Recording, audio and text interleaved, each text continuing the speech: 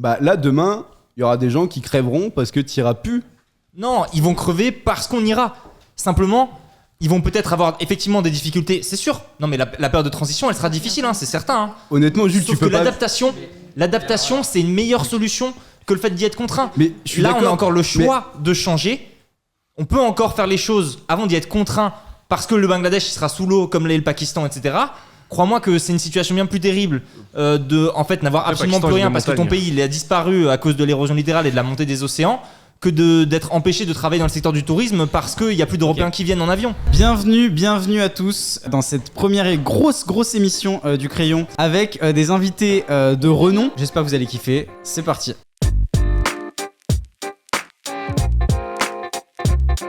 Je suis pas fondamentalement contre le fait que quelqu'un comme Elon Musk rachète Twitter.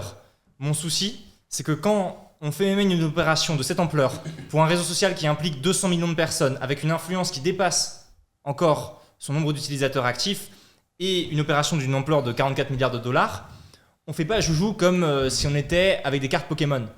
Il y a des responsabilités très grandes qui incombent à ce propriétaire parce que Twitter est un réseau social très politique et donc éminemment sensible. Le fait qu'on ait un mec aux commandes qui soit un troll qui tweet sur le fait est-ce que tweeter c'est être au travail puisque je suis propriétaire de Twitter, c'est pas très sérieux. Alors sur le sérieux, en vrai, il a pas besoin d'être sérieux, on s'en fout. Enfin, vraiment, c'est pas son rôle d'être sérieux. Il fait ce qu'il veut. Si. C'est son argent, Merci, c'est son j'allais le pouvoir. défendre. Enfin, vraiment, là, être sérieux, c'est pas un président de la République, il s'en fout. Oui, mais en fait, il y a des gens derrière. Genre, c'est pas simplement. Mais, alors, en revanche, moi, là où ce que je trouve inquiétant, c'est le pouvoir et l'influence qu'il est en train d'avoir grâce à ça. C'est-à-dire qu'aujourd'hui, il se retrouve à avoir quasiment autant de pouvoir, voire plus, qu'un chef d'État, parce qu'il a juste une fortune colossale et il peut faire exactement ce qu'il veut, quand il veut, et il n'y a plus de soucis par rapport à ça. Ce qui pose la question justement de nos futurs gouvernants. D'ailleurs, pour ceux qui nous regardent, on pourrait aller voir bientôt sur le Crayon une interview que j'ai faite avec François Hollande, je fais une petite autopromo, mais j'en parlais justement avec François Hollande, de dire est-ce qu'un président il a moins de pouvoir aujourd'hui que quelqu'un comme Elon Musk qui pourra avoir plus de pouvoir. Est-ce que c'est pas un nouveau roi? Est-ce qu'ils sont pas en train de construire tous leur royaume, je sais pas, dans le métaverse ou dans d'autres univers? Et par contre, ce qui pose question, c'est fondamentalement ça. Après, s'il est sérieux, s'il met des chaussettes rouges, des chaussettes bleues, s'il dit tel truc. Mais en fait, la réalité, c'est ce que tu mentionnais, c'est que c'est un outil qui est politique, c'est un outil qui permet à des gens de s'exprimer.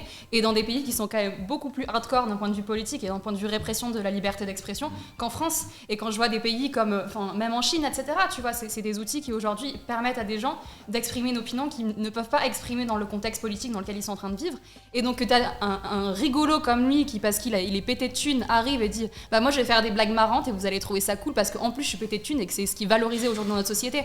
Et à la limite, il fait ce qu'il veut de sa thune, mais il faut pas qu'il oublie qu'il a des grosses responsabilités et que ces responsabilités aujourd'hui elles sont en train de mettre en péril la vie d'humains et pas simplement de robots ou de bots ou de ce que vous voulez sur les réseaux sociaux. Moi, j'ai rien acheté au Black Friday. Déjà parce que je considère que j'avais besoin de rien en ce moment, donc ça justifie aussi ce que tu viens de dire. Tu vois qu'il y a des gens qui, concrètement, attendent ce genre de solde pour pouvoir se permettre de répondre à des besoins qui sont essentiels. Et je suis personne pour juger leurs besoins non plus. En revanche, en fait, je trouve que ça a bon dos de parler des classes populaires à chaque fois qu'on mentionne la question écologiste.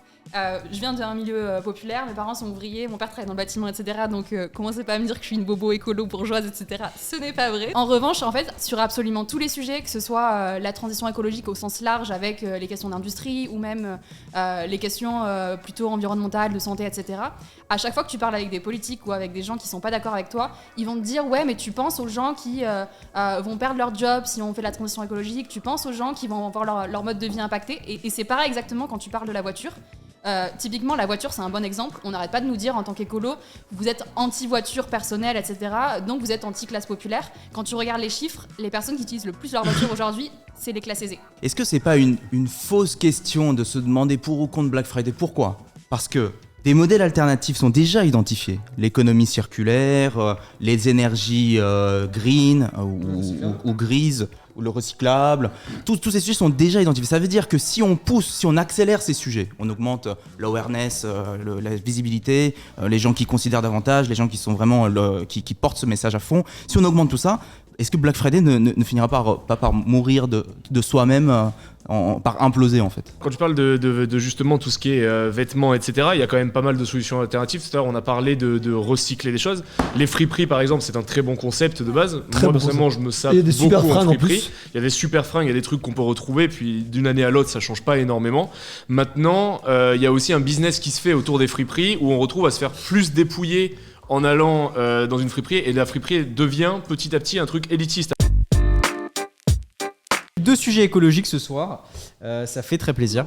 On va parler des avions et Jules va défendre le fait qu'il faut continuer à prendre des avions. Non. Je suis d'accord. Non.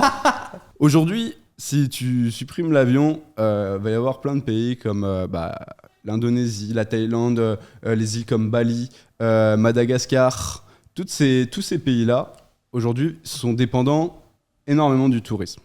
Donc aujourd'hui, vous avez des pays qui sont à plus de 150 emplois pour 100 touristes. Aujourd'hui, en France, on est à 1 emploi pour 100 touristes. C'est-à-dire que demain, si vous interdisez au monde de prendre l'avion, ça impacte plus de 2 milliards de personnes. Des Ouïghours ou des mecs qui crèvent pour construire nos habits. Là, demain, il y aura des gens qui crèveront parce que tu n'iras plus. Non, ils vont crever parce qu'on ira. Simplement, ils vont peut-être avoir effectivement des difficultés, c'est sûr. Non, mais la période de transition, elle sera difficile, hein, c'est certain. Hein. Honnêtement, Jules, Sauf tu peux que pas... l'adaptation, c'est une meilleure solution que le fait d'y être contraint. Mais je suis là, on a d'accord, encore le choix de changer. On peut encore faire les choses avant d'y être contraint parce que le Bangladesh il sera sous l'eau comme l'est le Pakistan, etc.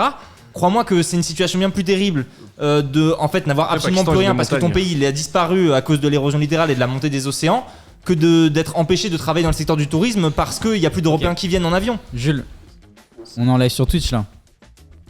Ok. Est-ce que tu connais les émissions de gaz à effet de serre provoquées par Internet? C'est 4% aussi. Voilà.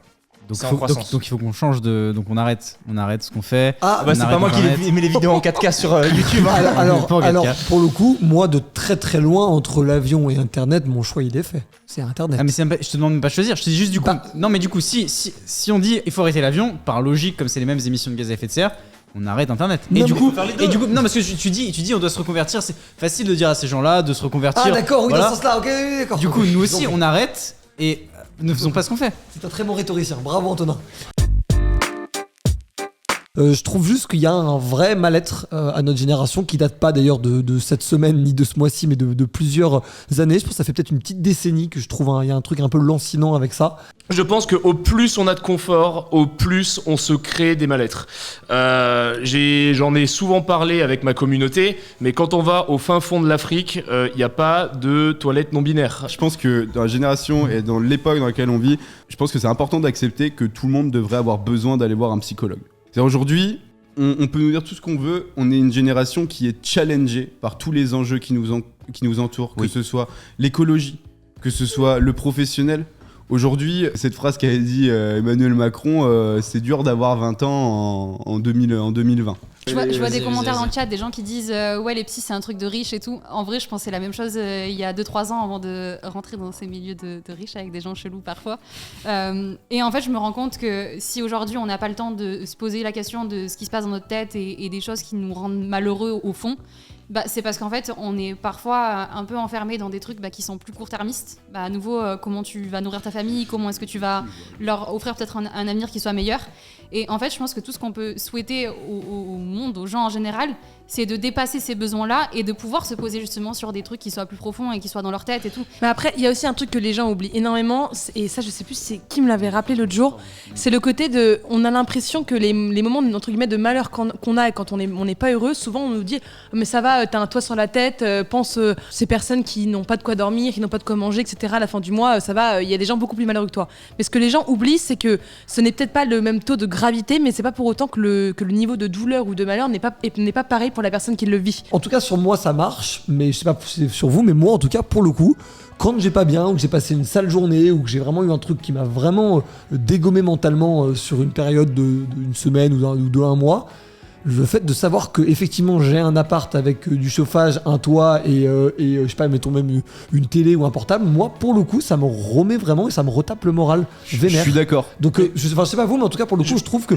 moi j'ai un désaccord là-dessus parce qu'à titre personnel je trouve que on a beaucoup de gratitude quand on se compare à ceux qui ont beaucoup moins de chance que nous aussi.